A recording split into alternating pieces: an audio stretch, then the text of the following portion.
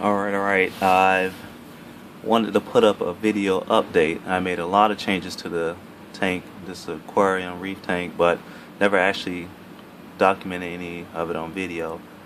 First thing is I have this thermostat, physical thermostat down here, because I put in a new STC 1000. It's a thermostat that's going to take care of cooling and heating.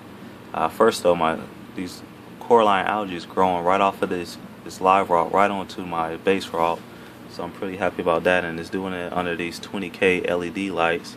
There's only 2 in there. I actually have 5 on order. Hopefully they'll get here pretty soon.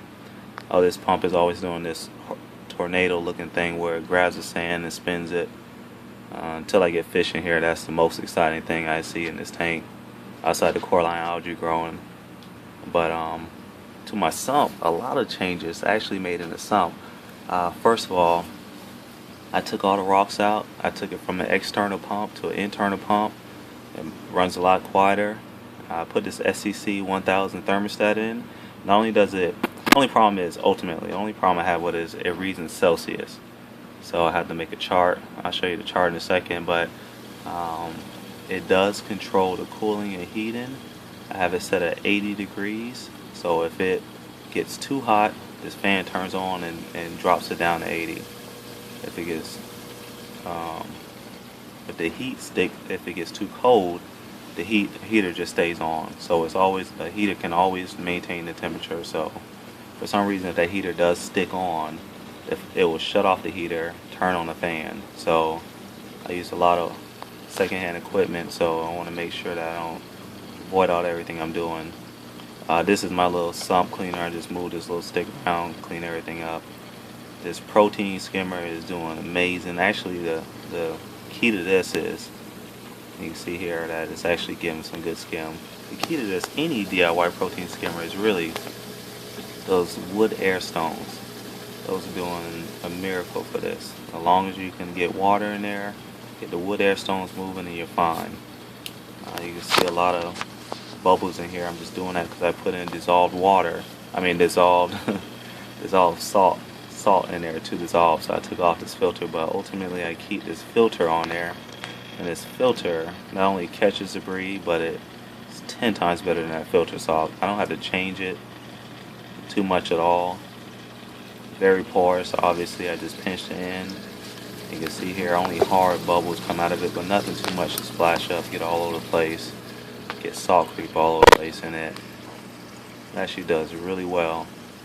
I really like this. I'm going to incorporate this in all my bigger tank, and I will continue to use this on this one. So I love that. A little algae growing on this little rock I have down here. There's a mushroom on it as well. Here's my chart. So 27 is ideal for me, so I want to keep it there. If it goes 28, then that's fine, but anything above 28 is going to, SCC 100 starts kicking in and adjusting it. Work light, hardwired in there. Power heads, just in case I want to turn off the power heads to feed.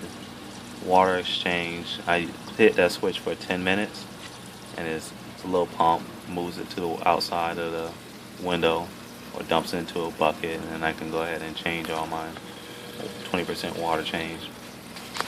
Auto top off is ideal. It's still working perfect. No problem with that at all. It looks like this is, somebody actually asked me in the comment how was it doing, so it reminded me I need to do an update. Put a lid on it. I had a towel on it before, but I actually just put a lid on it so it looked a little neater. Nothing was getting in it.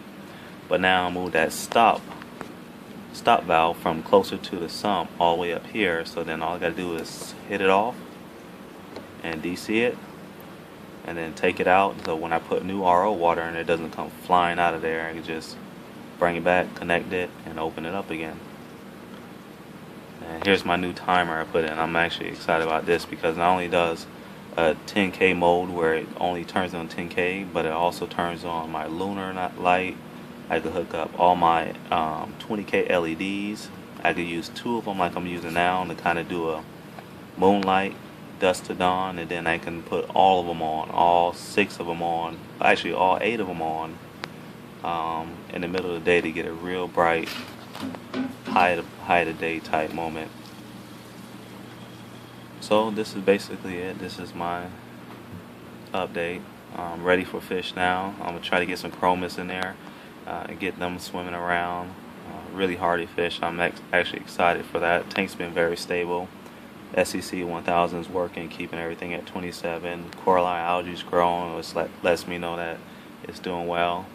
Water changes been perfect, so ready for some fish. So here's my update. I appreciate you guys watching, and I'll try to document more.